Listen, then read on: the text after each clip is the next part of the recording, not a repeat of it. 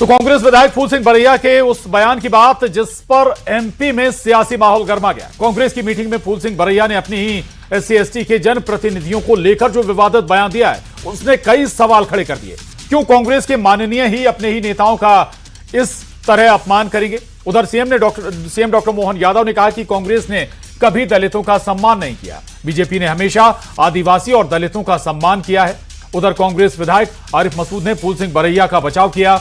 आखिर फूल सिंह बरैया ने ऐसा क्या बोल दिया जिस पर बवाल मच गया है? रिपोर्ट देखिए।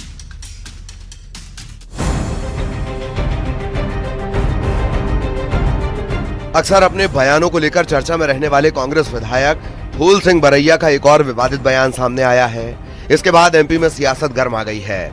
दरअसल भांडेर सीट से कांग्रेस विधायक फूल सिंह बरैया पार्टी की बैठक के दौरान इलेक्टोरल प्रोसेस पर सवाल उठाते हुए उन्होंने कहा कि इस व्यवस्था से चुनकर आने वाले अनुसूचित जाति और अनुसूचित जनजाति वर्ग के विधायक और सांसद उन कुत्तों की तरह हैं जिनके मुंह पर पट्टी बंधी है। बाबा साहेब अम्बेडकर ने इसके ऊपर कहा था कि ज्वाइंट इलेक्टोरेट में प्रवेश करने के बाद हमारे प्रतिनिधि कैसे हो जाएंगे? जैसे कुत्ते के मुंह पर बंधी पट्टी। ठीक है, तो इसका कारण क्या है कि कुत्ते को भौंकने की छोड़िए, काटने की छोड़िए, कुत्ते को कुत्ता भौंक भी नहीं पाएगा। ऐसे शब्दों का प्रयोग पहले तो जनप्रतिनिधि के लिए करना बड़ी निंदाजनक बात है। जनप्रतिनिधि अच्छा हो बुरा हो कैसा हो वो जनता से चुना हुआ आता है।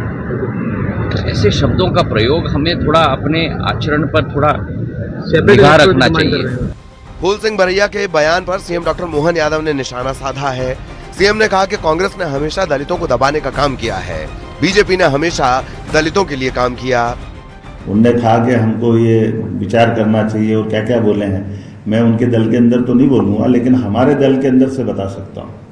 हमारे अपने राज्य के अंदर, हमारे देश के अंदर हमारे दल ने पहली बार आदिवासी बहन को राष्ट्रपति पद तक पहुँचाया। उधर बरैया के बयान पर कांग्रेस अब बचाव में उतर आई है। आरिफ मसूद ने कहा कि वो समझदार और गंभीर व्यक्ति हैं, जो भी कहा होगा सोच समझ कर कहा है। उधर बीजेपी ने बरैया के बयान पर जमकर निशाना साधा। फूल सिंह बरैया जी का एक बयान सर आपने सुना होगा, सांसद विधायकों के परिप्रेक्ष्य में उन्होंने जो कहा है, कैसे उस बयान को देखते हैं? मेरे सच्चाई है कि उनका बयान नहीं सुन पाया, लेकिन मुझे उम्मीद है कि वो बहुत गंभीर व्यक्ति हैं, कुछ बोला होगा तो ठीक ही बोला होगा। देखिए, कांग्रेस पार्टी ने अनुसूचित जाति जनजाति और पिछड़े वर्ग को केवल और केवल राजनीतिक रूप से उपयोग किया और उन्हें कभी अधिकार नहीं मिलने दिया। चाहे फूल सिंह बरैया हो या अन्य नेता हो, कभी भी उन्हें पार्टी द्वारा मौका नहीं दिया गया। ऐसे में उनका दर्द और तकलीफ सामने आ रही है। फिलहाल एमपी में बरैया के बयान पर सियासत शुरू हो गई है। दलितों के अपमान को लेकर बीजेपी की ओर से कांग्रेस पर बयानों के तीर छोड़े जा रहे हैं। Bureau report, news 18।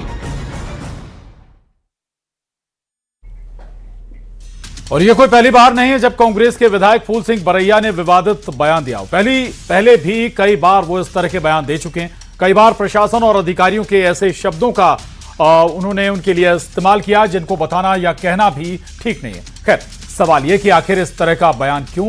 फूल सिंह बरैया इशारा क्या करना चाहते हैं? आज इसी पर करेंगे चर्चा, लेकिन पहले महाडिबेट के सवालों पर नजर।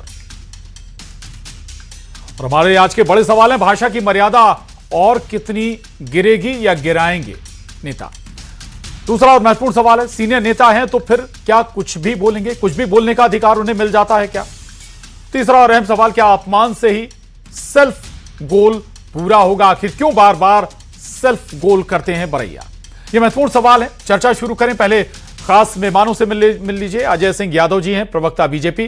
राकेश अचल जी हैं, राकेश अचल जी कुछ देर में जोड़ेंगे हमारे साथ, राजनीतिक विश्लेषक। इसके अलावा डॉक्टर हिना तिवारी जी, वरिष्ठ पत्रकार हमारे साथ हैं। राजू बिछोले जी, दलित चिंतक हैं। साथ ही मानसिंह कुशवाहा जी, कांग्रेस नेता, हमारे साथ जुड़ेंगे। तो सबसे पहले कांग्रेस के पास जाएंगे। बहुत महत्वपूर्ण सवाल है, क्योंकि कांग्रेस नेता आखिर इस तरह के बयान दे रहे हैं तो इसका असर क्या होगा, ये केवल समझने वाली बात नहीं, बल्कि इससे केवल पार्टी के लिए नुकसान नहीं, बल्कि आप एक पूरे वर्ग को इस तरह के सांचे में ढाल रहे हैं, अपने नेताओं को इस तरह के शब्दों का इस्तेमाल कर रहे हैं।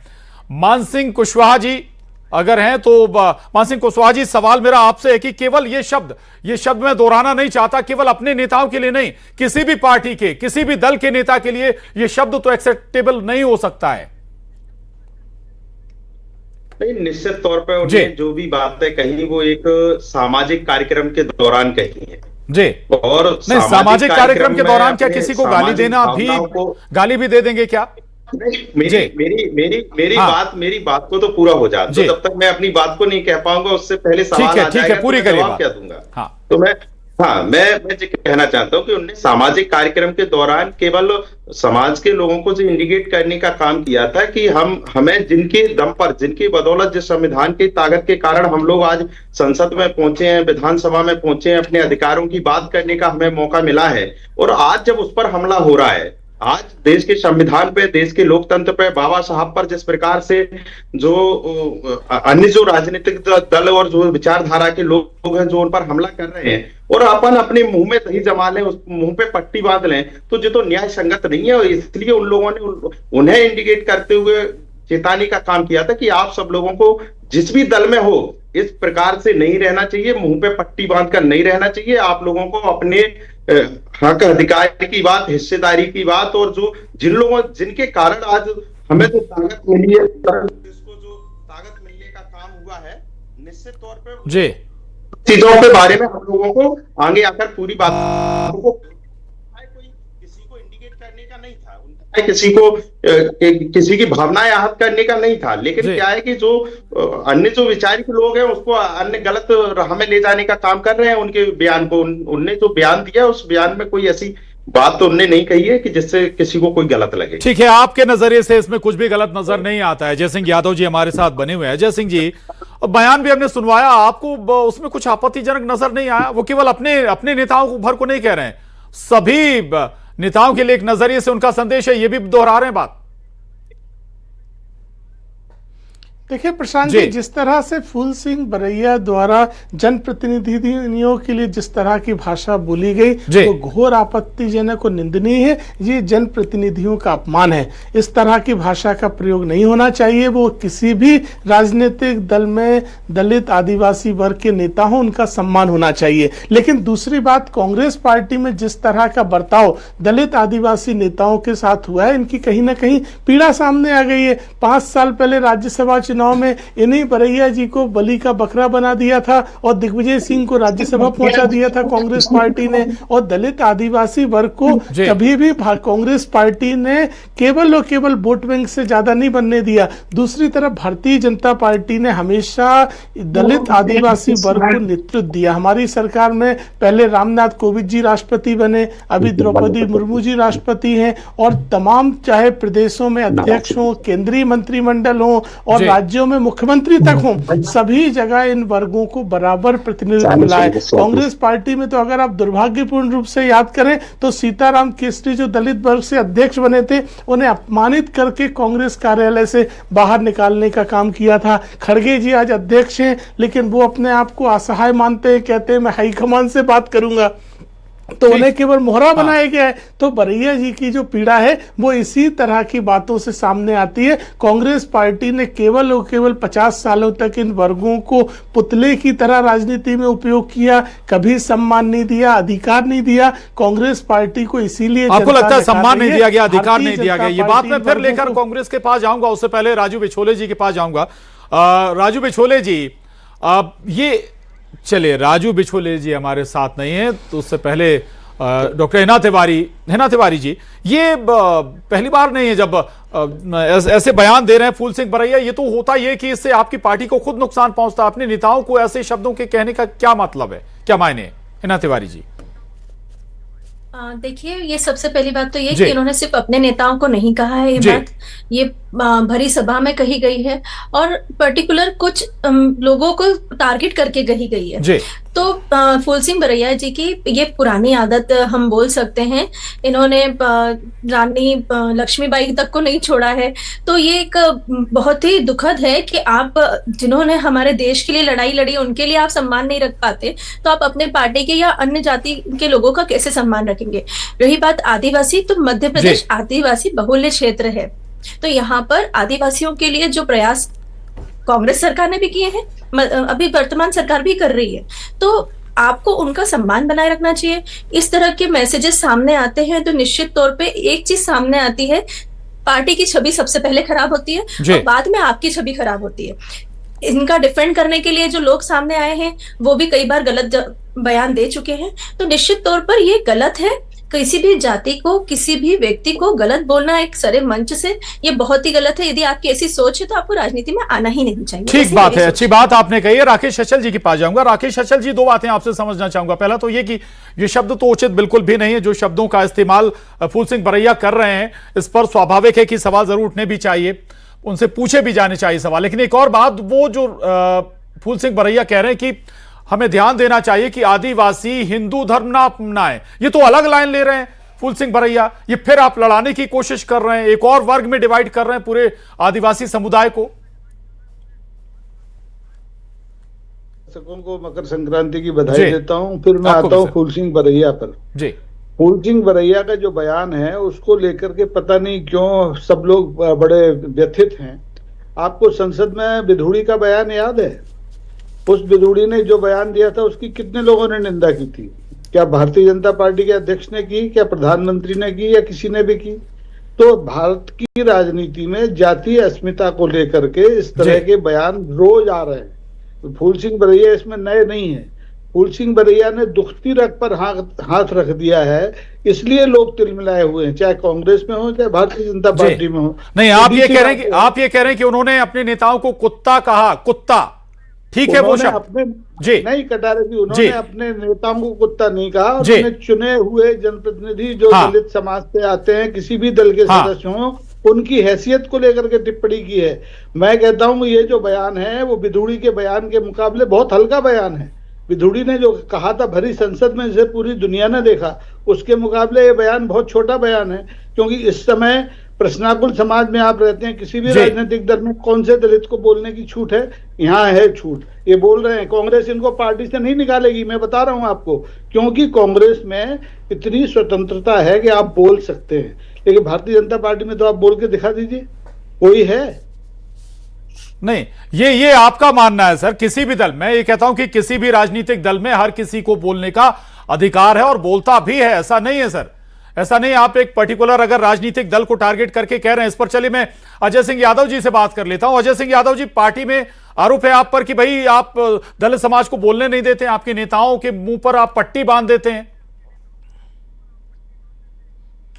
देखिए जी, कुतर्कों से तथ्य नहीं बदल सकते हैं। भारतीय जनता पार्टी में दलित नेतृत्व प्रतीकात्मक ना होकर निर्णायक भूमिका में है। मध्य प्रदेश में भी 4 मुख्यमंत्री ओबीसी के रहे, देश के प्रधानमंत्री पिछड़े वर्ग के, छत्तीसगढ़ के मुख्यमंत्री आदिवासी वर्ग से आते हैं और राष्ट्रपति जैसे बड़े पद पर पहुंचे हैं। तो ये दिखाई देता है ये किसी तरह का सिंबॉलिक नेतृत्व नहीं है, ये सरकार द्वारा उन्हें महत्वपूर्ण जिम्मेदारी दी गई है। साथ ही सरकार की विभिन्न योजनाओं का लाभ भी दलित आदिवासी वर्ग को लगातार मिल रहा है। उज्ज्वला योजना, आवास योजना, आयुष्मान योजना, जिनसे कि राजनीतिक सम्मान के साथ आर्थिक रूप से भी मजबूती आ रही है। और ऐसे में बरैया जैसे नेता समाज में आग लगाने की कोशिश करते हैं ताकि समाज का माहौल बिगाड़ सके और उस बिगड़े हुए माहौल से कहीं ना कहीं राजनीतिक लाभ ले सकें। और यही इनकी पूरी राजनीतिक परंपरा रही है कि किसी भी तरह से दंगा करवाओ, जातियों में बिखराव करवाओ, जातियों में अलगाव करवाओ और जिसका लाभ इन्हें मिल जाए। लेकिन इस तरह की राजनीति अब जनता पसंद नहीं करती है। इन्होंने समाज के लिए क्या किया, इन्हें बताना चाहिए। ये क्यों बड़े पद स्वयं के लिए चाहते हैं, समाज के लिए त्याग करें। और क्यों ऐसी कांग्रेस पार्टी में बैठे हैं जो दलित वर्ग का अपमान कर रही है। तो ये कहीं ना कहीं बार्गेनिंग की राजनीति है। सुनिएगा आप पूरी बात, दूसरा इसमें पार्टी के ऊपर प्रेशर बना रहे हैं। ठीक है अजय यादव जी, इससे पहले आपने ये भी बोला था कि सम्मान अधिकार कभी नहीं दिया गया दलित समाज को कांग्रेस के अंदर, इसीलिए ये हालात भी बन रहे हैं। नहीं, निश्चित तौर पे कांग्रेस ही वो दल है जो आज, ठीक है मान सिंह कुशवाहा जी से सवाल जी। सबसे बड़ी इकाई है जी, सबसे बड़ी इकाई है, राष्ट्रीय अध्यक्ष अभी अगर कोई है तो दलित समाज से हमारे कांग्रेस पार्टी के हैं। और उसके बाद भी अगर अजय भाई हमारे कह रहे हैं कि पूछ रहे हैं कि हाईकमान कुछ और है, कुशवाहा जी यही तो सवाल है कि सम्मान नहीं मिलता है। खड़गे जी पूछते हैं कि हमारा हाईकमान कोई और है। अगर तो यही तो बात सामने आई कि खड़गे जी कहते हैं कि अजय भाई आप पूरी बात तो सुन लो। ये बीजेपी वाले लोगों का यही बड़ा कल्चर खराब है कि सामने वाले को सुनना नहीं चाहते, केवल अपनी बात को दबा सामने वाले पे उस तरीके से होना चाहते हैं। अभी मैं जी कहना चाहता हूं, अगर फूलसिंह बरैया जी कह रहे हैं कि अजय यादव जी 27% आरक्षण मध्य प्रदेश में मोहन सरकार भाजपा सरकार नहीं दे पा रही है और उस पर अजय यादव जी चुप हैं, तो फूलसिंह बरैया जी कौन सा गलत कह रहे हैं मुझे बता दो।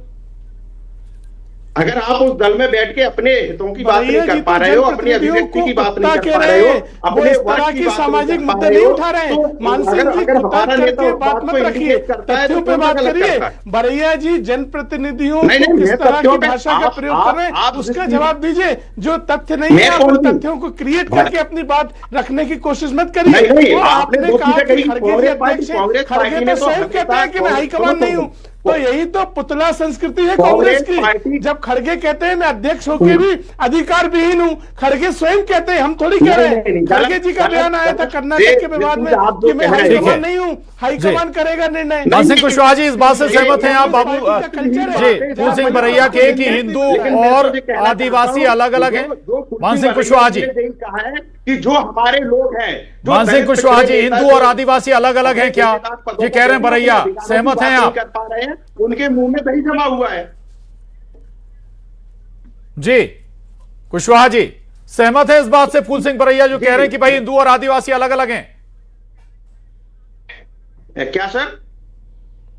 हिंदू और आदिवासी अलग अलग हैं, ये बात भी दोहराई है फूलसिंह बरैया ने। जी नहीं, देखो मैं मानता हूं कि धर्म की अपनी खुद की अभिव्यक्ति है, व्यक्ति की क्या भावनाएं हैं, निश्चित तौर पर इस पर मैं ज्यादा कोई टिप्पणी नहीं करूंगा। मैं तो बस इतना ही कहूंगा कि ये बात सही है कि जो हिंदू धर्म में, मैं तो केवल इतना ही कहूंगा, जो तमाम ऐसे वर्ग हैं उन सबको समेट के सबको साथ लेकर चलना चाहिए, क्योंकि कई बार ऐसा भी हो जाता है क्योंकि हिंदू धर्म में भी कई वो जातियों के लोग हैं जो अंतिम इकाई के हैं, जिन्हें हम लोग गले लगाने का काम नहीं कर पा रहे हैं, तो उनने इस परिदृश्य के हिसाब से लोगों से कह दिया होगा। बिल्कुल धर्म पे इसलिए टिप्पणी नहीं करूंगा क्योंकि व्यक्ति की धर्म की अपनी खुद की अभिव्यक्ति है, खुद की स्वतंत्रता है, कौन क्या सोचता है, लेकिन राजनीतिक दृष्टिकोण में यदि ऐसा तो नहीं भाई वोट के लिए आप तोड़ रहे हैं, वोट कंसोलिडेट ना हो जाए पर्टिकुलर एक पक्ष में, इसके लिए ऐसे बयान देते हैं कुशवाहा जी? नहीं, तो मैं तो मानता हूं कि धर्म के नाम पर वोट बटोर कौन रहा है?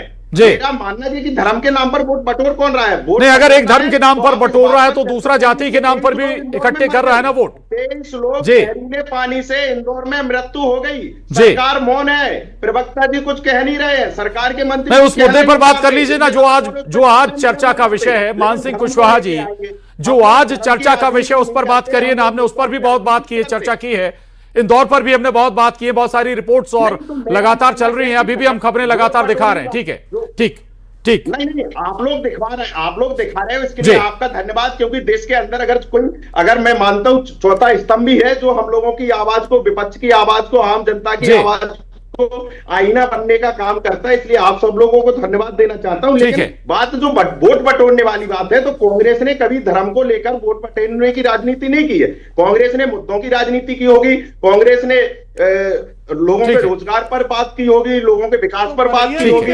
अजय यादव जी जवाब आपका। जी अजय यादव जी इतना बोल दीजिए, बरैया जी के बयान से सहमत हैं? चलिए, शायद इस पर जवाब नहीं मिलेगा। हिना तिवारी जी के पास मैं जाऊंगा। हिना तिवारी जी, ये बात तो खैर दोनों पर लागू होती है। अगर एक कोई कंसोलिडेट करने की कोशिश कर रहा है धर्म के आधार पर, तो दूसरा जाति के आधार पर भी तो कर रहा है तो दोनों एक ही सिक्के के दोनों पहलू अलग अलग। तिवारी जी।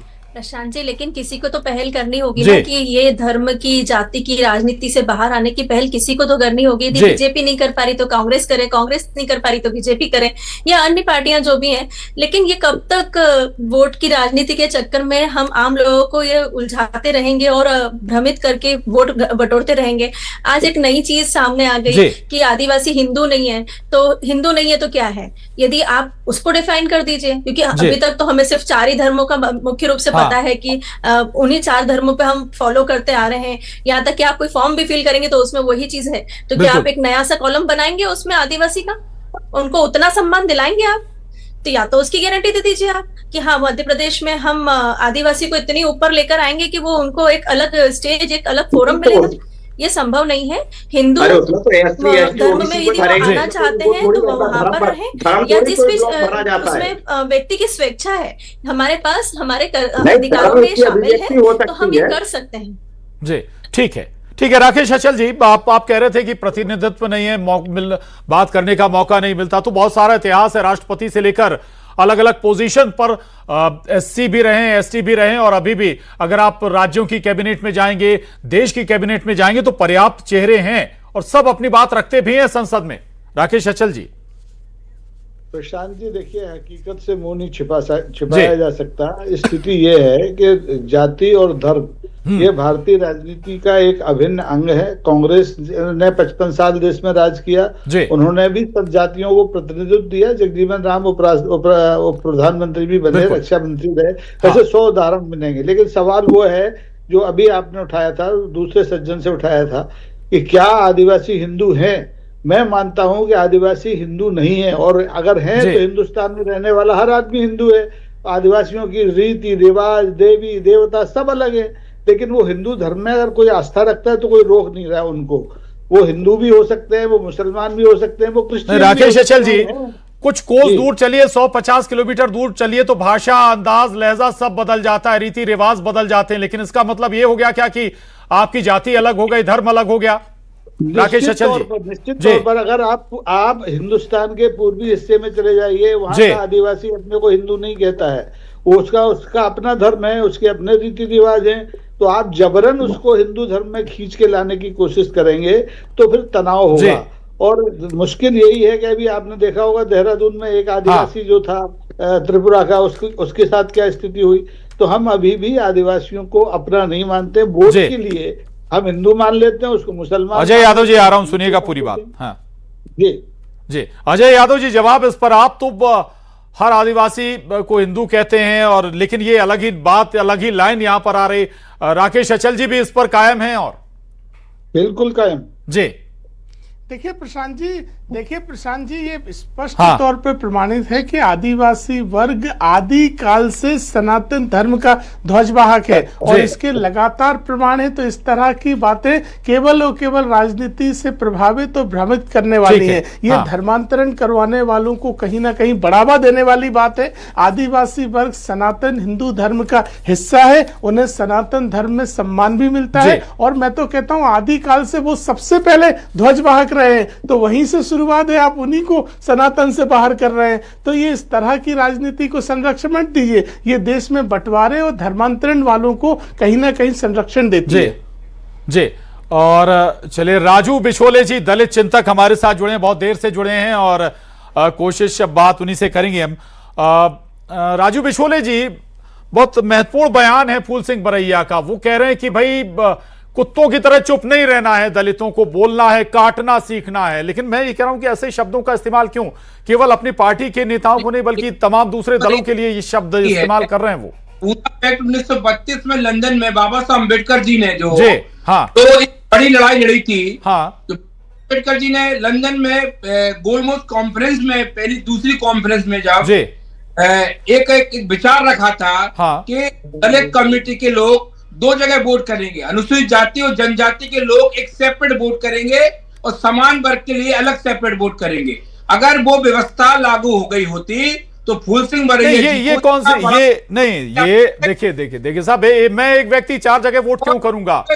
बताना चाह रहा हूं, ऐसी व्यवस्था, भाई ऐसी व्यवस्था लागू होगी क्यों, ये बताइए ना। आजादी का 78 वर्ष हो गए हैं, आज भी मध्य प्रदेश के अंदर एससी के लोगों को जूतों में पेशाब पिलाई जाती है, और हमारे तो विधायक बोलते नहीं है। जी ठीक है, आपको लगता है बोलते नहीं है, और हालांकि ठीक है, सबके अपने अपने राजनीतिक हित हैं। और बाबू जी, फूल सिंह बरैया का भी यहाँ पर अपना स्वाभाविक है कि तो जरूर कुछ ना कुछ होगा। माफी चाहूंगा, चर्चा को यहीं थामेंगे। आप सभी का बहुत शुक्रिया इस चर्चा में शामिल होने के लिए। महाडिबेट में इतना ही।